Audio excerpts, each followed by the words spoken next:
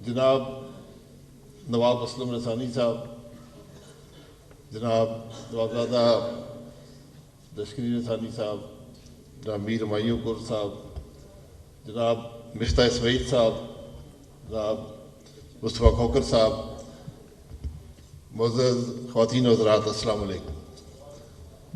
میں بلوچستان پیس فورم کا اور خاص طور پر لشکری رسانی صاحب کا اور میر ہمایوں کور صاحب کا بہت مشکور ہوں، جنہوں نے اس سیمینار کا، اس فورم کا اہتمام کیا، اور آپ سب خواتین حضرات کا بہت ہی مشکور ہوں کہ تقریباً 8 گھنٹے ہو گئے اس پروگرام کو شروع ہوئے اور درجہ حرارت بھی منفی میں ہے، اس کے باوجود بھی میرا خیال ہے کہ 2/3 لوگ ابھی تک یہاں موجود ہیں، اور خاص طور پر میری بہنیں اور بیٹیاں جو یہاں موجود ہیں، اور جس انعامات سے اور جس ڈسپلن سے آپ نے سب تقاریر کو سنا ہے۔ اسلم رسانی صاحب کی تقریر تو ہمیں سننی پڑتی ہے، لیکن باقی تقاریر کو بھی جس طرح آپ نے سنا ہے، یہ یقیناً ایک بڑی منفرد بات ہے، ورنہ آپ یقین کریں کہ بڑی بڑی فورمز پر بھی چند آدھے گھنٹے کے بعد لوگ آپس میں بات چیت کرنا شروع کر دیتے ہیں اور مقرر حضرات کو سنتا کوئی نہیں ہے۔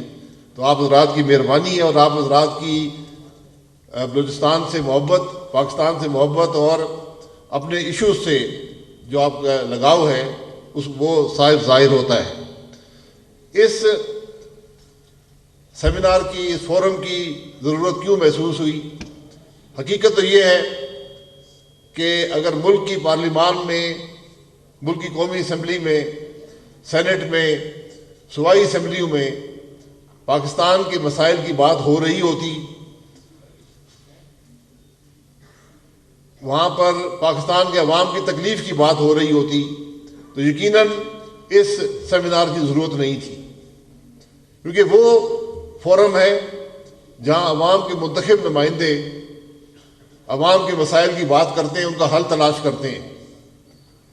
لیکن جب وہ فورم قومی اسمبلی ہو، سینٹ ہو، صوبائی اسمبلیاں ہوں، ایک دوسرے کو گالی دینے میں، ایک دوسرے پر الزام لگانے میں ان کا وقت گزر جائے، جب سیاست دشمنی میں تبدیل ہو جائے، جب سیاستدان ہر طریقے سے ایک دوسرے پر الزام بھی لگائیں، ایک دوسرے کو جیل میں ڈالنے کی بھی کوشش کریں، ایک دوسرے کو بدنام کرنے کی کوشش کریں، تو عوام کے مسائل پھر ایک طرف رہ جاتے ہیں، اور وہی حالات ہوتے ہیں جو آج پاکستان کے ہیں۔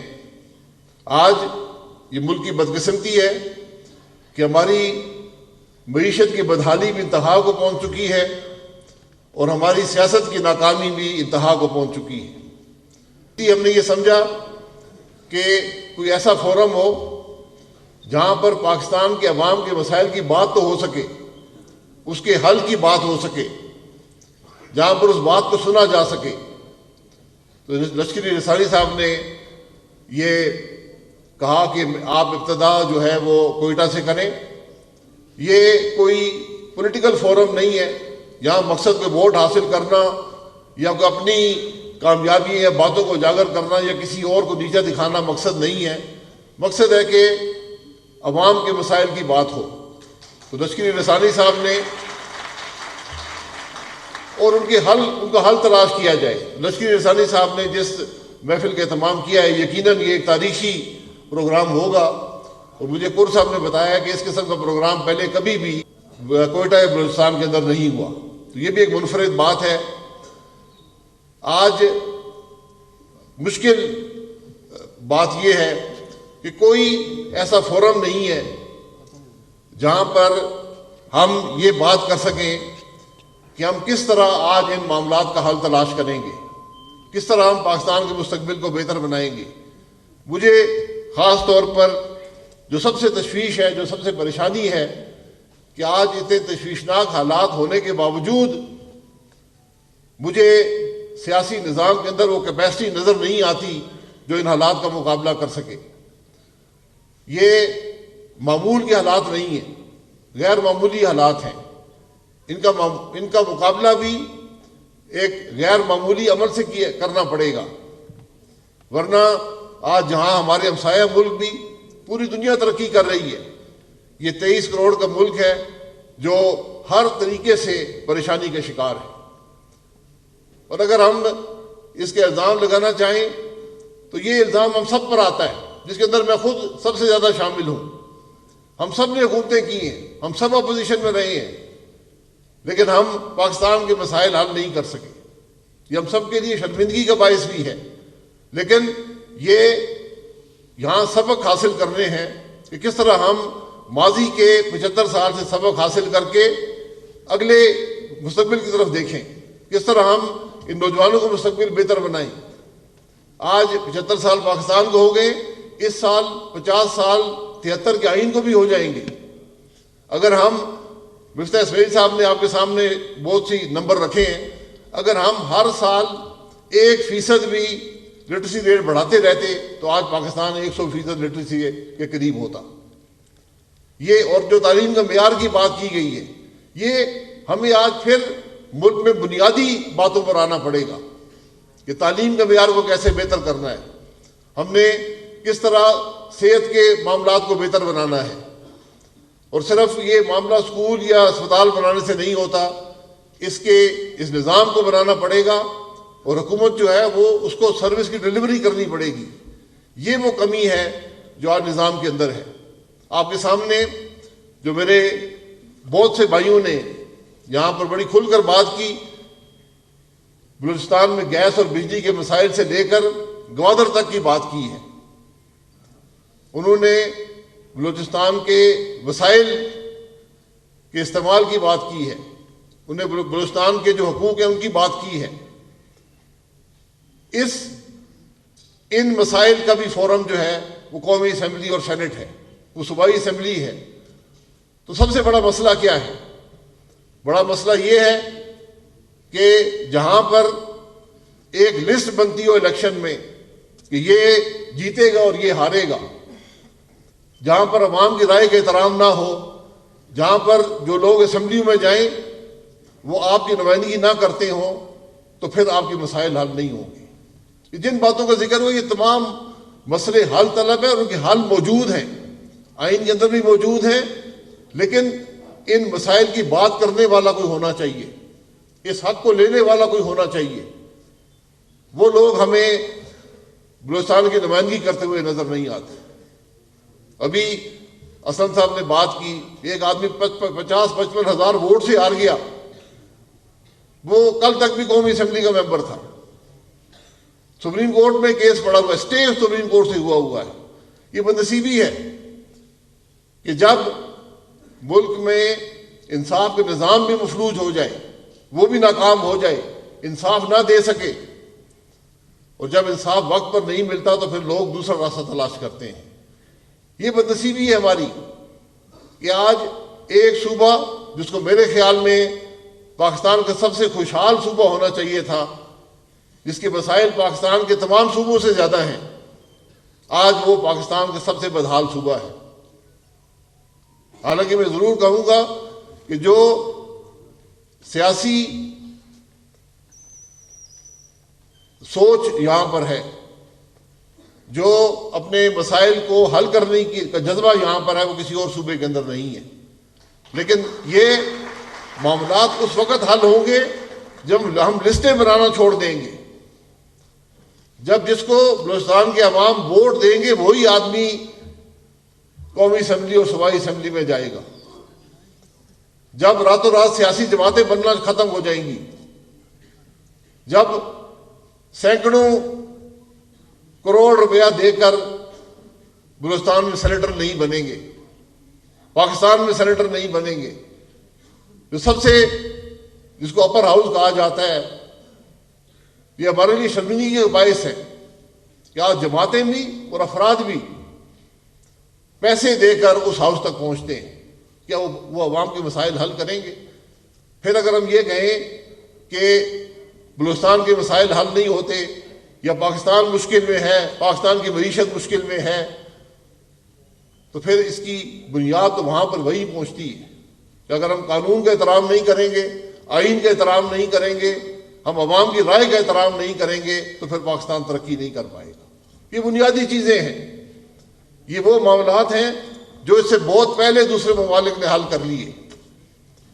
ہم آج بھی مسنگ پرسنز کی بات کرتے ہیں۔ یہ شرمندگی کا باعث ہے کہ 21ویں صدی میں ایک اتنا بڑا ملک ہو اور اس کے اندر مسنگ پرسنز کا معاملہ موجود ہو۔ یہ انصاف کے نظام کی ناکامی ہے، یہ آئین کی ناکامی ہے۔ دہشت گردی ہوتی ہے، پوری دنیا میں ہوتی ہے، لیکن یہ انصاف کے نظام کا تقاضا ہے کہ گناہ کو بے گناہ سے علیحدہ کر سکے، اور جو ملک آئین کی پاسداری نہ کر سکے۔ انسانی حقوق آئین کی بنیاد ہوتے ہیں، کسی بھی دنیا کا آئین دیکھ لیں، پاکستان کا آئین پڑھ لیں، اگر ہم انسانی حقوق بھی نہ دے سکیں تو پھر ہم باقی آئین کے کون سا حصہ اپنے عوام کو دے سکیں گے؟ یہ بنیادیں ہیں۔ آج پاکستان کو بنیادوں کی طرف واپس آنا پڑے گا۔ ہم نے ایٹمی طاقت تو ہم بن گئے، ہم نے موٹر بھی بنا دیے، ہم نے بجلی کے کارخانے بھی بنا دیے، بہت سی اور چیزیں بنائیں، لیکن ہم اسکول کا معیار بہتر نہ کر سکے، ہم اسپتال کا معیار بہتر نہ کر سکے، ہم عوام کی زندگی بہتر نہ کر سکے۔ یہ بہت بڑی ناکامی ہے۔ آج ہمیں اس سے سبق حاصل کر کے مستقبل کو دیکھنا ہے۔ آج وقت ایک دوسرے کے دستوں کے ربا ہونے کا نہیں ہے، آج وقت ایک دوسرے پر الزام لگانے کا نہیں ہے۔ میں نے پہلے کہا کہ آج سیاسی نظام میں کیپیسٹی نہیں ہے ملک کے معاملات کو حل کرنے کی۔ آج ضرورت اس بات کی ہے کہ ایک یکجا ہو کر ان چیلنجز کا مقابلہ کریں۔ جہاں جس مشکل میں ہمارا ملک ہے، اگر اس کا ذرا بھی احساس آج ملک کی سیاسی قیادت کو ہو تو میرا خیال ہے کہ یہ تمام جو آپ ٹاک شوز دیکھتے ہیں، جو آپ باتیں سنتے ہیں، یہ ختم ہو جائیں گی۔ آج مل کر ملک کے مسائل کو حل کرنے کی ضرورت ہے۔ کسی بھی سیاسی جماعت میں کوئی سیاسی جماعت 100% سیٹیں لے کر قومی اسمبلی اور صوبائی اسمبلی میں آ جائے، ملک کے مسائل حل نہیں کر سکتے۔ مسائل اس حد تک بڑھ چکے ہیں۔ اس لیے آج ہم جو یہاں پر بات کرتے ہیں وہ یہی بات کرتے ہیں کہ اپنی سیاسی مفاد سے ہٹ کر اپنے ناک سے آگے دیکھیں، اپنے ادارے کے مفاد سے آگے دیکھیں۔ اور یہ بات صرف سیاست تک محدود نہیں ہے۔ ہمارے ملک میں اسٹیبلشمنٹ کا، فوج کا ایک لمبا عرصہ اقتدار میں بھی رہا ہے اور اثر بھی آج موجود ہے۔ تو اگر یہ کہیں کہ صرف سیاستدان اس کے ذمہ دار ہیں، یہ بات نہیں ہے۔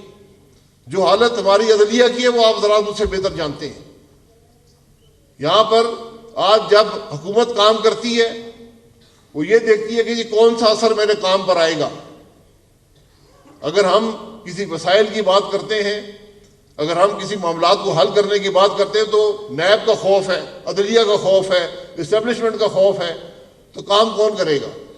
پھر ذمہ داری تو سب کی ہوئی۔ اس لیے میں بار بار کہتا ہوں، کئی سالوں سے کہہ رہا ہوں کہ، اور آج تو بالکل میں نے پہلے بھی کہا کہ ہم انتہا پہ پہنچ گئے۔ پاکستان اپنے مسائل کی انتہا پہ آج موجود ہے۔ اس سے زیادہ متحمل نہیں ہو سکتے، نہ اس سیاسی انتشار کا اور نہ ہی جو ملک کے اندر اقتصادی انتشار ہے اس کا ہم اور متحمل نہیں ہو سکتے۔ یہ بالکل ایک بریکنگ پوائنٹ ہے۔ اس بات کا احساس موجود نہیں ہے۔ مجھے سب سے بڑی تشویش اس بات کی ہے، وہ احساس نظر نہیں آتا، نہ سیاستدانوں کی باتوں میں نظر آتا ہے، نہ ہی جو ماہرین ملک کے اندر ان کی باتوں میں نظر آتا ہے۔ ہم مسائل کا ذکر ضرور کرتے ہیں، لیکن کیا ان کے حل کی بات بھی کرتے ہیں؟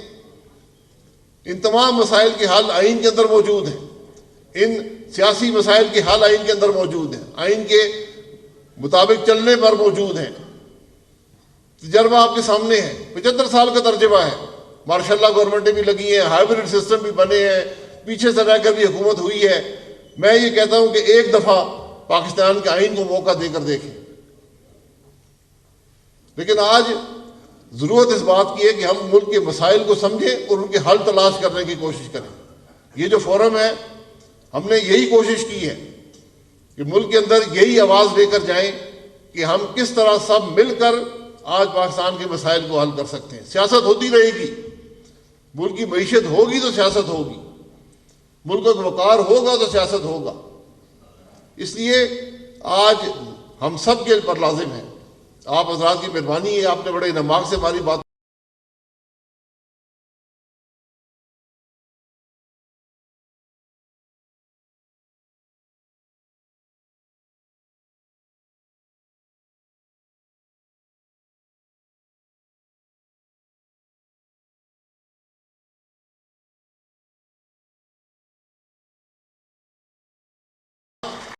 جو معاشی مشکلات آج ہیں, میں آپ کو حقیقت سے کہتا ہوں, مفتاح اسماعیل صاحب بھی جانتے ہیں, ہم نے لمبے عرصے حکومت میں گزارے ہیں, حکومت میں کم گزارے ہیں, اپوزیشن میں زیادہ گزارے ہیں, لیکن جو آج معاشی حالات ہیں ان پر قابو پانے کے لیے یہ چند دنوں یا مہینوں یا سالوں کی بات نہیں ہے, ایک لمبا عرصہ درکار ہوگا. اس بات کو یاد کرتے ہیں, کوئی معجزہ نہیں ہوتا.